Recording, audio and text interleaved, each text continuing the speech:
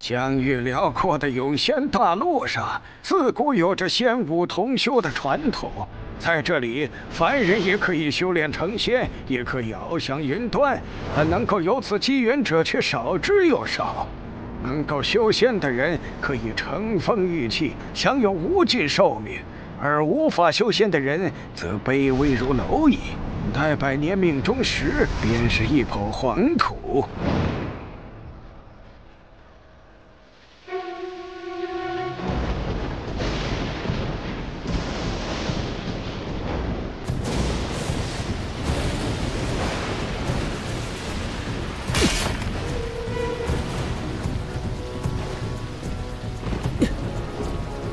想杀人皇，你当真胆大包天！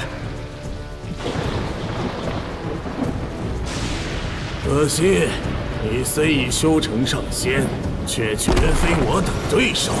今天就是你的末路！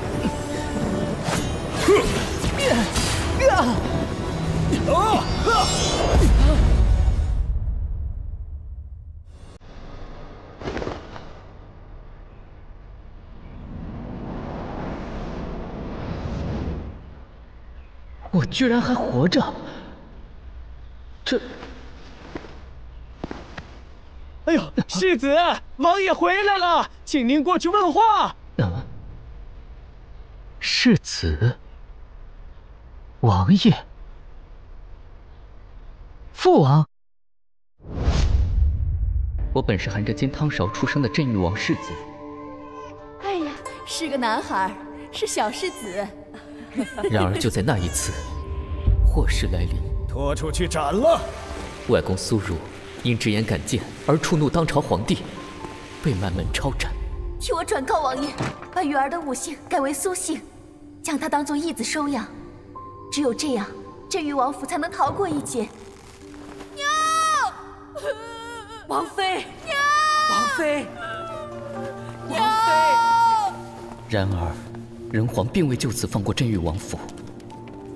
数年后，见父王老迈，人皇仍旧狠心将他杀害。再过几年，父王便会遭到人皇毒手。父王对人皇忠心一片，亲身镇压明域通道多年，他怎么可以？既然有了重新来过的机会，我一定要阻止悲剧继续发生。外公和母妃的命运已无法改变。 但父王乃至整个镇域王府，甚至是我自己的命运，都必须改变。世子，王爷回来了，请您过去问话。二弟，大哥来了。这次回来多住几日再走啊？啊，我一会儿就带走。明域通道那儿我离开久了，怕是要生事端。是啊，王府最近也常出事。 几个下人好端端的就发生了意外，我手下那几个废物查了半个月也没有半点消息。不如二弟将王府密位交给我来掌管，你不在王府期间，我也能更好的做好王府的安保工作。密位的事事关重大，这件事情我们以后再说吧。啊，对了，昂儿最近的修炼怎么样了？就快突破念境了。 昂儿真是好样的，是我们武家子弟的好榜样。这样吧，大哥，等昂儿突破了念境，就让他到藏真楼中选一件护身灵器，如何？哈哈，那我就替昂儿多谢二弟了。既然这样，那二弟好好休息，我就先回去了。啊，大哥慢走。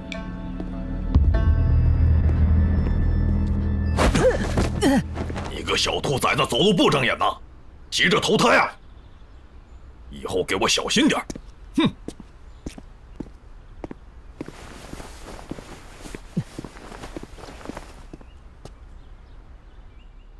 哼！父王，雨儿来了，来，快到父王面前。 让父王好好看看你。母妃死后，我曾怨恨父王，怨他无能保护妻子，愿他劝我放下仇恨。我离府1个月，女儿好像又长高了些，都快成为真正的大人了。女儿这是怎么了？来，快看看父王给你带了什么好东西。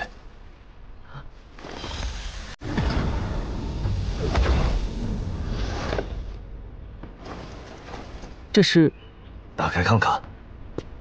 此时的我虽然才刚刚踏入武道的第1境历境，而且还是历境后期的实力，足以一手托起马匹。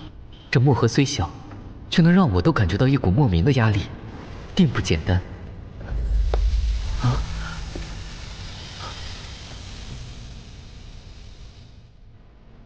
九阳融血功。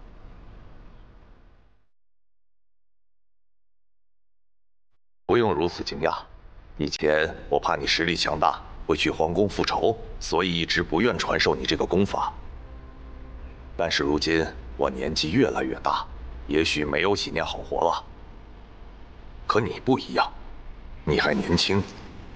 九阳融血功是我王府镇府之宝，也是为父能作为镇域王的最大倚仗。有了此功法，你的修为必定能突飞猛进。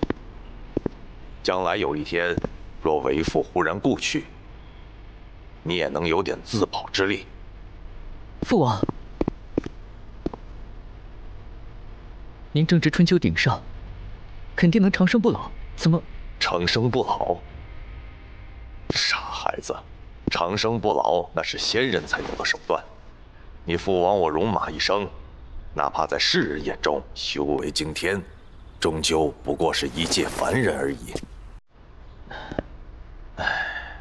这些年我不断问自己，是否昔年征战过甚，杀孽过重？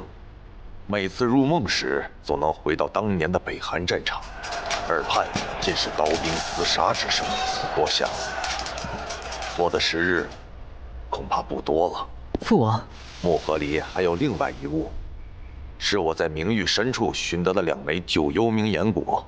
九幽冥岩果内蕴含着大量阳炎之气，你且将它收好，待你修为达到3阳之境的时候，就可以尝试吞服它，炼化其中的阳炎之气，以此来增进修为。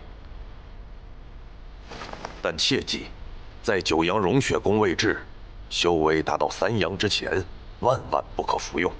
此果来自地底，阳炎之气甚烈，若是修为太低，贸然吞服，只会伤及肺腑，反成了祸事。好了，父王也累了，你先下去吧。是。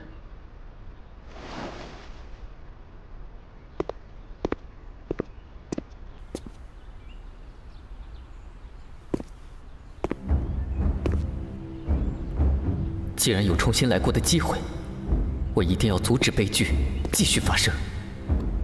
外公与母妃的命运已无法改变，但我父王乃至整个镇域王府，甚至是我自己的命运，都必须改变。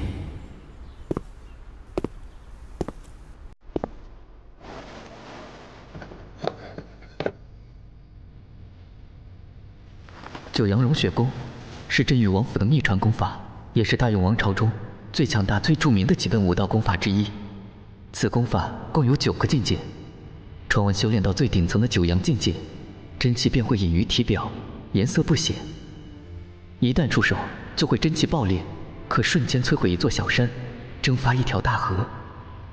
那一次，父王直到死去都没有传授我九阳融血功。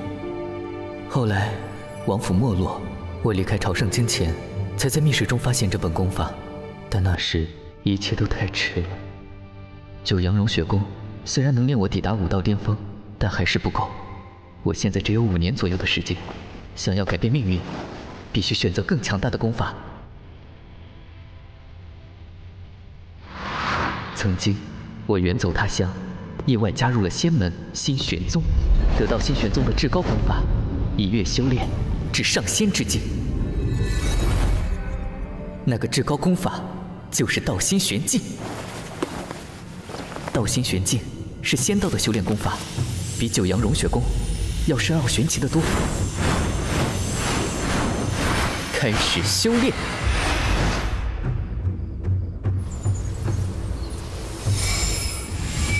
武道修炼共有6个境界，分别是烈、气、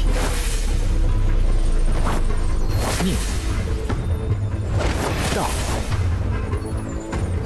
玄通和神鬼。丹田之气一旦进入经脉，就会循环游走，化为真气，达到气境。道之为也，虚化神，神化气，气化形，形生而万物所以色也。道之用也，形化气，气化神，神化虚，虚明而万物所以通也。是道心玄境修炼所成的灵力。真气转化成道心玄境的灵力之后，威力提升了数倍有余。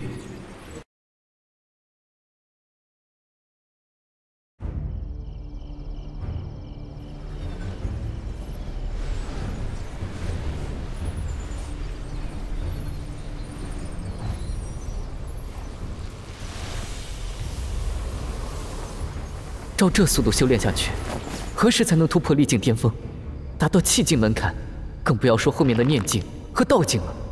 之前在仙玄宗，我的修炼速度很快，很大一部分原因是因为那里是仙家福地，元气浓厚，非常适宜修炼。而我现在所在的地方，不过是凡人世界的一座普通城池，天地灵气自然比不上那里浓郁。要说整个朝圣经中，天地元气最浓厚的地方，莫过于皇宫。皇宫内有诸多供奉和上仙，他们修炼所需的元气数量非常庞大。朝圣经虽然建在龙脉之上，元气本就不稀薄，但9成都供给了皇宫，仅有1成可供给其他王侯世家和散修分享。为今之计，只能另辟蹊径，寻找一些蕴含强大元气的灵物奇珍，加以吸收炼化。父王还有5年的时间，想要改变命运，我只剩5年。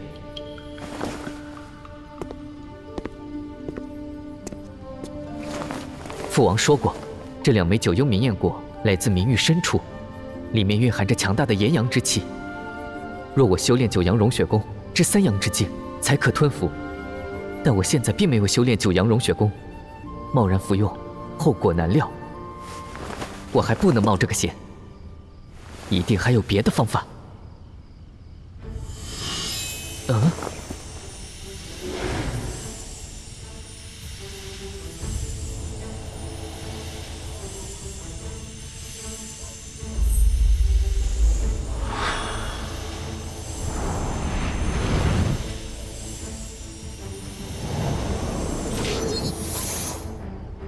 这是刚才那个五彩光团。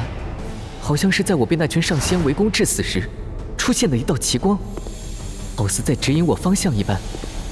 之后我跟着他走了许久，等再次睁眼时，就回到了这里。难道我能重新来过，都是因为他？这到底是什么东西呢？或许从这片龟甲上可以窥探出一二。我记得，这是之前父亲送来的滋补灵药之一，一个名叫玄元血龟的灵龟之甲。玄元血龟是乌龟中的一种，天生精血充足，大施滋补，更能极大提升修炼者的肉身强度。我那时觉得这龟甲背面的星辰图十分漂亮，一时兴起就留下来把玩。莫非它拥有灵性？等下次五彩光团再次出现，一试便知。眼下还有更重要的事要做。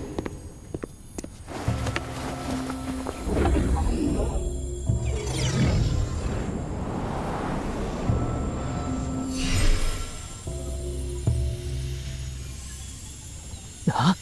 仙灵之气，这仙灵之气竟然比星玄山上的还要浓郁，而且质量更高。这种仙灵之气，我之前略有耳闻，却从未亲眼见过。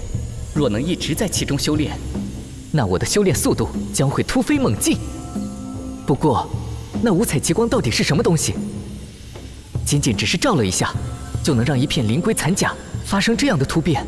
如果那道五彩极光真的能持之以恒，那我之后的修炼速度会比在心玄山时更快，修炼出的心玄气也会更强。不行，不知道这灵光还能持续多久，得抓紧时间修炼，不能浪费。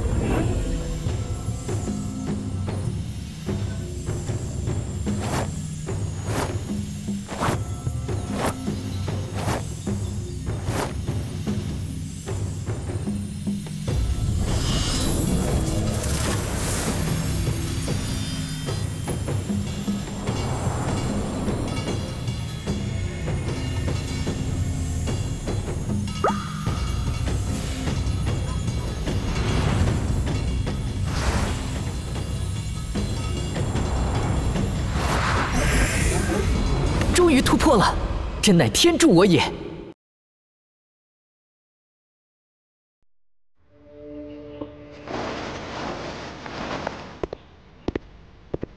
一夜之间，我的修为就从历境后期晋升到了寂境初期。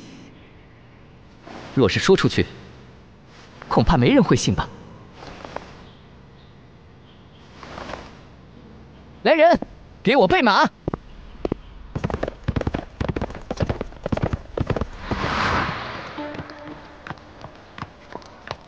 自从离开朝圣京后，我曾无数次梦到这里的场景，一切都是那么熟悉，却又是那么陌生。驾！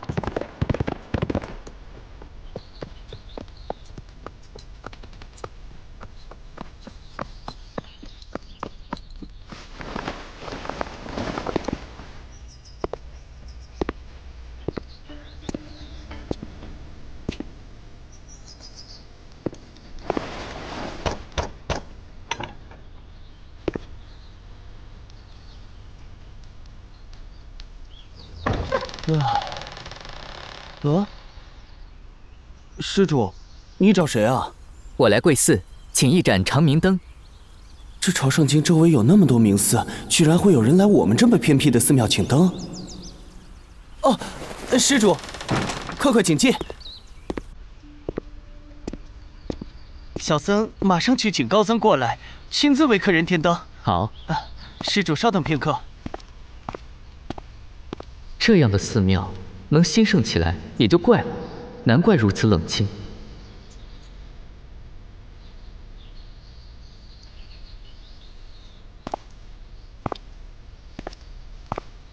阿弥陀佛，施主是来请长明灯的。是。施主请随老衲来。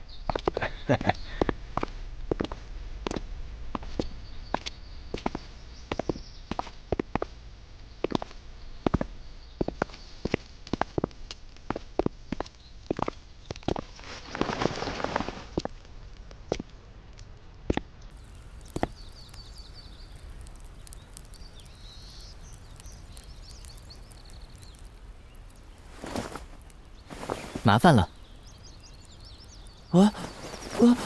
既是施主厚赐，还不谢过。施主请放心，小僧这就去为你取灯。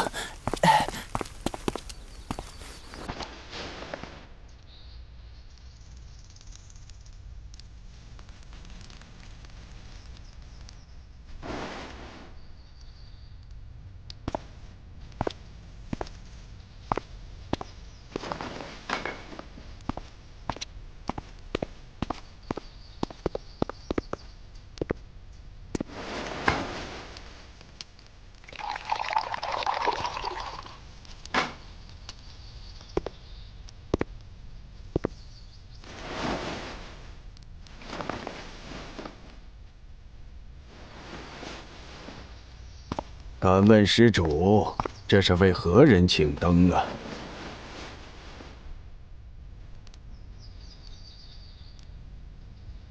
若有需要，本寺可为施主免费在佛前立一尊长生牌位，保佑其生生世世英灵不灭。是家母。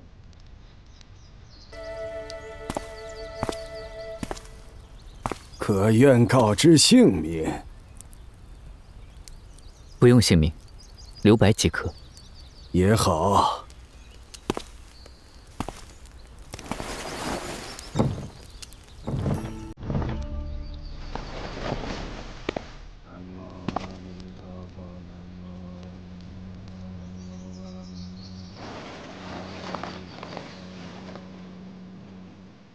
阿弥陀佛。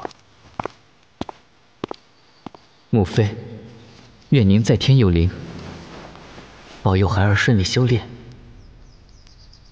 孩儿定会查明昔日外公之事，报仇雪恨，守护父王，守护整个镇域王府，一世平安。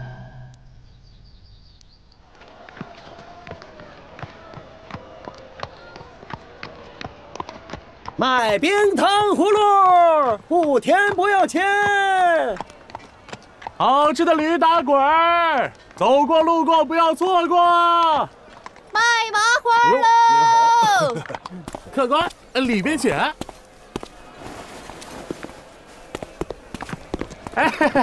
客官，里边请。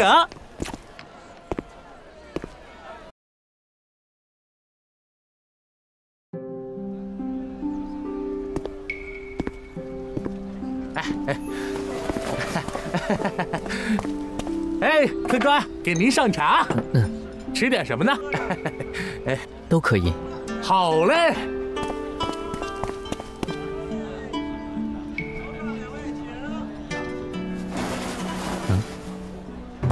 都给我走开！慢点儿，放开！别摔着！起开！走！临河郡主，大永王朝立国600年，共封过108路诸侯和4尊异姓王。除此之外，还有由皇亲国戚和重臣世家组成的王公贵族。这临河郡主名叫慕容仙芝，是人皇的亲弟弟宣亲王慕容柳的独女，年纪和我相仿，地位却比我这个镇域王义子高得多。宣亲王老来得女，对着慕容仙芝宠爱的紧，就她这蛮横霸道的性子。几位客官，里边请。楼上的贵客3位。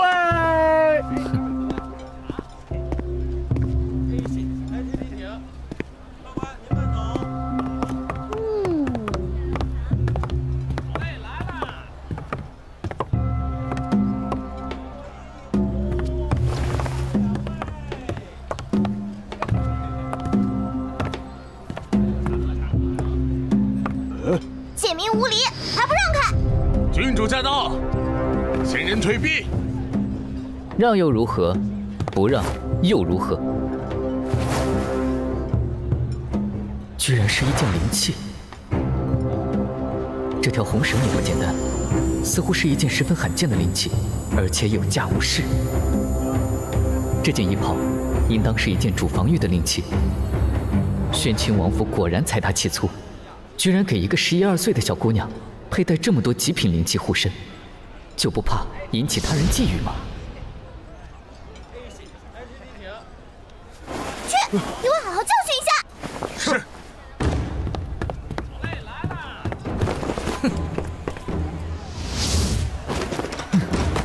刚刚真是意外，我是看郡主衣着华贵，气质如仙，才忍不住多看了几眼，实在不好意思，改日我必亲自登门赔罪。这，你们干什么吃的？2个高手都留不住他一个人，真是废物！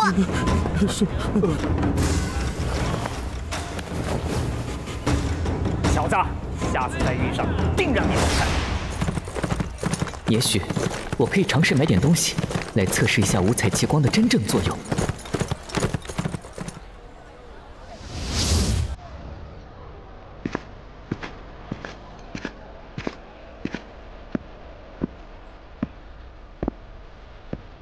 感谢惠顾，咱们下您慢走。次再来看看吧。也好。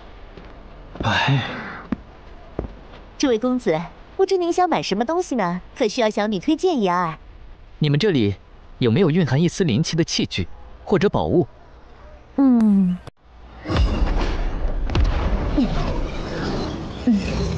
这2件是上品灵器，这2件是中品灵器，这件是下品灵器。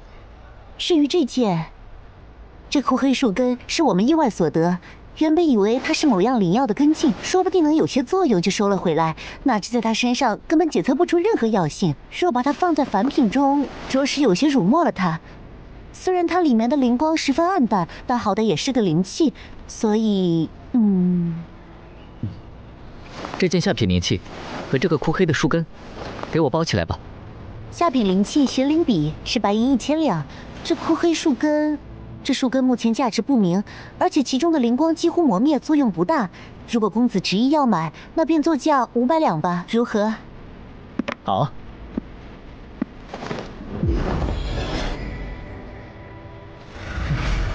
欢迎下次光临，公子慢走。